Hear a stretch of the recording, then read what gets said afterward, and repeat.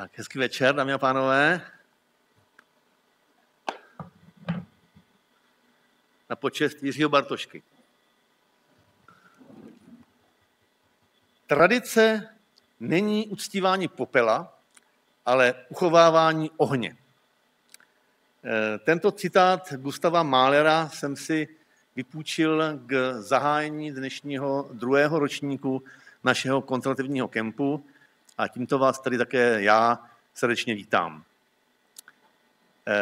Dnes a zítra budeme tedy uchovávat oheň. Doufáme, že nám nevyhasne, až se tady budeme spolu cítit dobře. A budeme si říct heslem, kdo chce zapalovat, musí sám hořet. Přátelé, když jsem loni zahajoval nebo plánoval konzervativní kemp, tak se mě mnozí ptali, jestli budeme zvát zahraniční speakery. A já jsem říkal, že zatím ne, že si musíme udělat inventuru nejdřív sami doma, vůbec na naší scéně konzervativní zjistit, kdo je kdo, podebatovat, do jaké míry se lišíme nebo nelišíme v těch základních klíčových tématech typu rodina, migrace, geopolitika, ekonomika a vlastně i zjistit, do jaké míry jsme schopni spolupracovat. Myslím, že se loni ukázalo, že jsme, že ten zájem o setkání tohoto typu vysoce překročil naše kapacitní možnosti, ty loňské, a tak jsme se letos spustili do dvojnásobně velikého kempu a troufám si říct, že jsme i trošku se posunuli do prostředí o laťku vyššího. Podle registrací, které máme na zítra, se zdá, že ten počet opravdu bude takový, který by nám mohl umožnit si troufnout příště na mezinárodní obsazení. Nicméně letos to držíme stále v těch českých hranicích, abychom si ještě nějaké domácí úkoly udělali, než pozveme možná příště několik zahraničních řečníků. Nicméně jednu výjimku děláme už letos a na úplný úvod letošního kempu jsme si zahraničního speakera pozvali. Odkud jinut by měl být než ze země, která je nám kulturně nejbližší, ze země, která by nás měla asi nejvíce zajímat a ze země, se kterou máme tradičně nadstandardní vztahy, které nám pouze kazí současná naše vláda. Takže dnešní kemp otevřeme vystoupením slovenského novináře a publicisty, který působil donedávna jako zástupce šéfredaktora konzervativního deníku Štandard. A já jsem ho požádal, aby nám tady udělal takový stručný přehled, kdo je kdo na konzervativní slovenské scéně, politické i mediální. A možná taky zmínil, v čem někdy ty české komentáře a naše české pohledy na Slovensko chybují. S odkazem na Jirotkova Saturnina jsem mu řekl, že by mohl zkusit uvést některé české mediální příběhy o Slovensku na pravou míru. Takže dámy a pánové, přivítejme prosím Petra Števkova. Vážené dámy a páni, prajem vám dobrý deň. Dovolte, aby som na úvod prečítal niekoľko titulkov z českých médií. Pokud sa k moci vráti Fico, znamená to konec demokracie na Slovensku, popisuje vyautovaný novinář. Fico za rok promienil Slovensko k obrazu svému, podporu nestráci. Na Slovensku ubýva demokracie nebezpečnou rýchlostí. Slovensko za rok od voleb zamířilo k neliberální demokracii. Slovenská demokracie krvácí. Ficův populizmus musíme odmítnout. Človek by si pomyslel, že keď som dnes prekračoval Moravu, utekal som spoza Novej železnej opony. Z nejakej krajiny, kde sú schopní zrušiť prvé kolo prezidentských volieb len preto, že vyhrá opozičný kandidát. A to sa deje. Lenže nie na Slovensku, ale v inom členskom štáte EÚ, v Rumunsku. Na Slovensku tiež líder opozície nečelí súdnemu zákazu kandidovať vo voľbách. Tak ako je tomu vo Francúzsku. A tiež sa Ficová vláda nesnaží ani o zákaz najväčšej opozičnej strany. To by sme sa museli pozrieť do Nemecka. Musím ale priznať, že na Slovensku došlo k svojvoľnému vypínaniu niektorých portálov vládnou mocou. Nie však za Ficovej, ale za minulej vlády. Je zaujímavé, že sú to často tí istí ľudia, ktorí vo Ficovi vidia záhubu demokratického zriadenia, ale pri týchto prípadoch flagrantného porušovania demokratických princípov sú pozoruhodne ticho. Alebo ich otvorene aj podporujú. Vážené dámy a páni, nestojím tu dnes pred vami ako fanúšik Ficovej vlády. Jeho za čo kritizovať. Najmä za novelu trestného zákona, ktorá znížila tresty za majetkové delikty. No predovšetkým zmenila premlčiace lehoty tak, že zbavila obvinení niektorých mocných ľudí z prostredia vládnej koalície. Tento počin je odsúdeniahodný. Za politický zločin tiež možno označiť zrušenie rodičovského dôchodku, ktorý bol asi najväčším úspechom konzervatívcov bývalej vlády. Rodičovský dôchodok, na ktorom pracoval aj môj kolega Vladimír Pálko, bol spravodlivou pronatálnou politikou, ktorá oceňovala rodičov detí, ktoré zostali žiť a pracovať na Slovensku. Je hanbou, že Fico sa vrátil k trestaniu viacdetných rodín, od ktorých budúcnosť Slovenska závisí. Dalo by sa toho ale spomenúť viac. Odvolávanie expertov z vysokých štátnych úradov, podozrivo vysoké kontrakty ministerstva obrany, či zvyšovanie daní bez výraznejších škrtov vládnych výdavkov a dokonca za simultánneho nárastu ministerských platov. Je preto bizarné, že pri tomto nadbytku oprávnených výhrad voči Ficovej vláde sú aktuálne protivládne protesty v našej krajine motivované fantomovou hrozbou. Naprieč Slovenskom sa totiž už niekoľko mesiacov konajú zhromaždenia proti údajnému zaťahovaniu Slovenska do Ruska, čo vraj môže skončiť až vystúpením z EÚ a NATO. Obavy vyvolalo vyhlásenie poslanca Smeru Tibora Gašpara, ktorý odmietol opozičný návrh zakotviť do ústavy článok, že Slovensko je členom EÚ a NATO. Gašpar protiargumentoval, že voliči by mali mať právo rozhodnúť v referende o vystúpení z oboch organizácií. Explicitne však zdôraznil, že to nie je politikou Smeru a že ide iba o krajné, teoretické riešenie. Média však jeho výroky dramatizovala a urobili z nich niečím, čím neboli. A oheň bol na streche. Áno, je pravdou, že retorika politikov Smeru voči Rusku je diametrálne odlišná aj od bývalej slovenskej vlády, aj od súčasného európskeho politického mainstreamu. Fico dlhodobo zdôrazňuje kľúčovú rolu Ruska v oslobodení Slovenska a porážke nacizmu. A práve z tohto dôvodu sa dnes ako jediný štátnik z EÚ účastní oslav víťazstva v druhej svetovej vojne v Moskve. Je samozrejme diskutabilné, či v súčasnej geopolitickej situácii ide o rozumný krok. Slovenský premiér označuje ruskú inváziu za porušenie medzinárodného práva, ale tiež tvrdí, že šlo o útok vyprovokovaný rozširovaním NATO. Predpokladám, že aj viacerí účastníci konzervatívneho kempu nebudú v tomto s Ficom súhlasiť. A to je v poriadku. Ale je v poriadku rozvracať československé vzťahy len kvôli tomu, že slovenský premiér hovorí to isté, čo hovorili Henry Kissinger, pápež František, alebo čo dnes hovorí americký prezident Donald Trump? Obzvlášť, keď pri retorike to viac menej končí.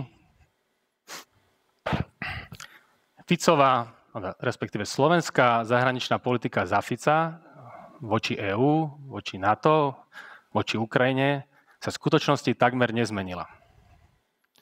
Za Ficovej vlády Slovensko napríklad v Bruseli podporilo zavedenie ďalšieho balíka protiruských sankcií, vojenskú a finančnú pomoc Ukrajine a tiež prezbrojenie EÚ. V rámci NATO sme prednedávnom vyslali vojenskú jednotku do Pobaltia. A na pôde OSN Slovensko zahlasovalo za rezolúciu, ktorá požaduje okamžité stiahnutie ruských vojsk z Ukrajiny. Mimochodom, USA hlasovali proti tejto rezolúcii. A nakoniec, Slovensko za Fica posiela na Ukrajinu viac munície než kedykoľvek predtým. Dôvodom je navyšovanie kapacít zbrojárskeho priemyslu a skutočnosť, že vláda umožňuje dodávky zbraní na komerčnej báze. Fico zmenil len to, že zastavil podporu Ukrajine z vlastných zásob slovenskej armády, počom ale bol na Slovensku demokratický dopyt, keďže proti tejto politike je až 70% Slovákov. Doplňme, že podľa posledných prieskumov aj väčšina Čechov. Stojí za to zmieniť, že Slovensko dodalo Ukrajine všetky stíhačky nadzvukového letectva a tiež protizdušný systém S-300, za ktoré dnes doteraz na Slovensku nemáme adekvátnu náhradu. Je preto otázkou, či by sme ešte niečo dokázali Ukrajine poskytnúť. Je už len kuriozitou, že vo februári, keď sa po slovenských mestách protestovalo proti údajnej Ficovej proruskej politike, vystúpil ten istý Fico vo Washingtone na konferencii amerických konzervatívcov CPAC s prejavom, v ktorom označil Ameriku za kľúčového strategického spojenca. Nech žijú Spojené štáty, nech žije Slovensko, zakončil svoju reč premiér, ktorý nás vraj ťahá do Ruska. Ficová zahraničná politika je aspoň v náznakoch suverenistická. Napríklad, keď vystriha pred neudržateľnými klimatickými plánmi Green Dealu a nápadom na odobratie zvyškov práva veta členským štátom EÚ. Premiér však celkom racionálne argumentuje, že v prvom prípade si EÚ zničí vlastnú ekonomiku a v druhom prípade ohrozí samú seba ako politický projekt. Zhrnuté a podčerknuté, nie je to Fico, kto sa vybral na cestu konfrontácie s Washingtonom, s Bruselom či so susednými štátmi. Priatelia, hlavný problém je inde. V nastavení druhej strany, ktorá, ak dovolíte, pripomína apokalyptickú sektu. Sme sústavne bombardovaní naratívmi, ktoré politickú realitu zobrazujú ako manichejský boj dobra so zlom. Propaganda je síce cielená na masy, ale očividne jej uverili aj mnohí zástupcovia elit. Nejde o nový fenomén. Len za posledných 10 rokov sme boli vystavení mediálnym kampaniám pri migračnej kríze, otázke klimatickej zmeny, prvom zvolení Donalda Trumpa, hnutí Black Lives Matter, pri covide či rusko-ukrajinskej vojne. Apokalypsa je stále za dverami. V podobe rasizmu, fašizmu, zhorenia planéty, Ruska, amerického prezidenta a na Slovensku v podobe Fica. Ak bude vládnuť, naša krajina sa stane ruskou guberniou a čaká nás doba temna. Takto to prezentujú rôzni pokrokoví aktivisti. Ženú ľudí za hranu, pretože za jadro demokracie nepovažujú slobodnú vôľu občanov, ale samých seba. A robia to isté, čo obviňujú svojich oponentov. Rozosievajú strach a nenávisť. Nečudujme sa potom, keď takéto pozovanie vedie k rastu frustrácií, depresiám a tiež k agresivite. Symbolickou patológiou tohto fenoménu bola reakcia psychológov, ktorých istý slovenský liberálny denník oslovil ráno po prezidentských voľbách. Tých vyhral kandidát koalície Peter Pellegrini a prehral kandidát opozície Ivan Korčok. Jedna psychologička uviedla, že ľuďom trpiacim depresiou z volieb úplne rozumie, pretože patrí medzi nich. Ďalší sa priznal, že po zverejnení prvých výsledkov volieb objal psíka a manželku a šiel si láhnuť s nádejou, že keď sa ráno zobudí, všetko sa ukáže ako zlý sen. A keď sa zo zlého sna vyklula realita, pomohol si liekmi proti úzkosti. Priatelia, toto je choré. A je to tiež nebezpečné. Pokiaľ je apokalypsa za rohom, implicitne to ospravedlňuje tie najextrémnejšie kroky. V mene záchrany klímy skoncujeme s priemyslom, v mene porážky rasizmu s národnou hrdosťou a v mene ochrany demokracie pokojne aj s voľbami. A nájdú sa aj ľudia, ktorých napadne skoncovať s Ficom. Doslova. A čo sa stane, keď k atentátu naozaj dôjde? Klameme. Klameme o pozadí útočníka, pretože povieme len polovicu pravdy. Tú menej dôležitú polovicu. Väčšina slovenského mainstreamu po atentáte totiž vypichovala to, že pred 8 rokmi sa strelec zúčastnil na akcii nacionalistického zoskupenia Slovenskí branci.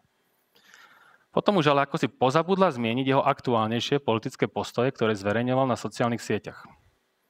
Napríklad, že obľúboval progresívnu prezidentku Zuzanu Čaputovú, že sa obával fašizmu, že kritizoval Trumpa, že podporoval Ukrajinu.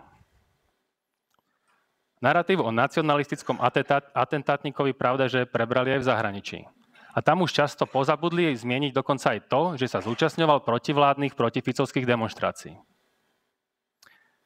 Je to ako keby sme sa po útokoch na dvojčky dočítali o Usamovi bin Ládinovi a prvá informácia, ktorú by médiá vyťahovali, by bola o tom, že ho Američania podporovali boji proti Sovietom v Afganistane. A potom sa už nič nestalo. A sú to práve tieto médiá, ktoré sa stavajú do role bojovníkov s dezinformáciami a tiež sa čudujú, že im klesá vierohodnosť.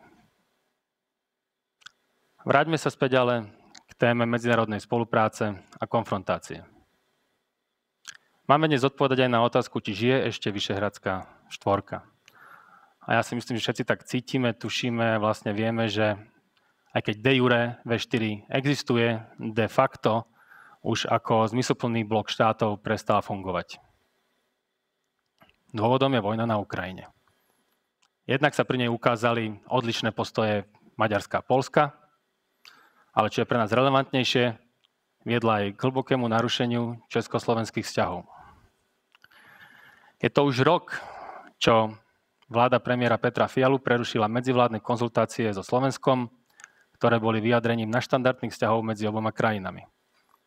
Český premiér to vtedy odôvodnil aj krátkym stretnutím slovenského ministra zahraničných vecí Juraja Blanára so šéfom ruskej diplomácie Sergejom Lavrovom, ktoré sa udialo v Turecku. Pripomeňme, že prezident Petr Pavel sa v tom čase vyjadril, že Fico je sklamaním nielen pre ňoho, ale aj pre mnoho Slovákov. Minister zahraničia Jan Lipavský doplnil, že slovensko-české vzťahy ohrozujú najmä Ficové výroky.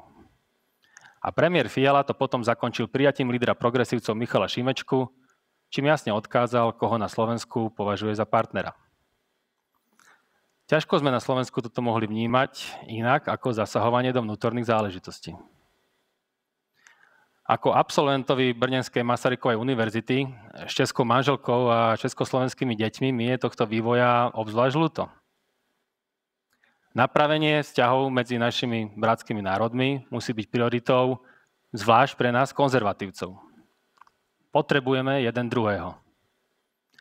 Nielen preto, že Česi a Slováci sú si blízki jazykovo, kultúrne a historicky. Čelíme aj podobným výzvam. Nízkej pôrodnosti, hrozbe deindustrializácie či ohrozeniam štátnej suverenity. Paradoxom je, že napriek tomu, že my máme Fica a vy Fialu, tak situácia, v ktorej sa konzervativizmus nachádza na oboch stranách Moravy, sa zdá byť mnohom analogická. Fico totiž, ako sám priznáva, nie je konzervatívcom. Tí sú na Slovensku rozdrobení naprieč politickými stranami. Chýba teda na Slovensku jednotiaca sila, ktorá by dokázala cieľavedome a konzistentne presadzovať konzervatívne politiky a nebyť len ornamentom širokých koalícií. A v tomto, bratia, sa neodvážim hovoriť za Česko, ale na Slovensku tiež chýba Ficovi, aj konzervatívnym stranám, jasná štátotvorná vízia do budúcnosti. Ak ale môžem zakončiť pozitívne, naše krajiny zdieľajú aj podobné výhody.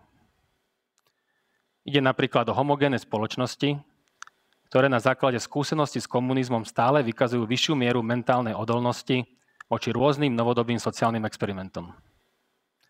Teda je na čom stavať.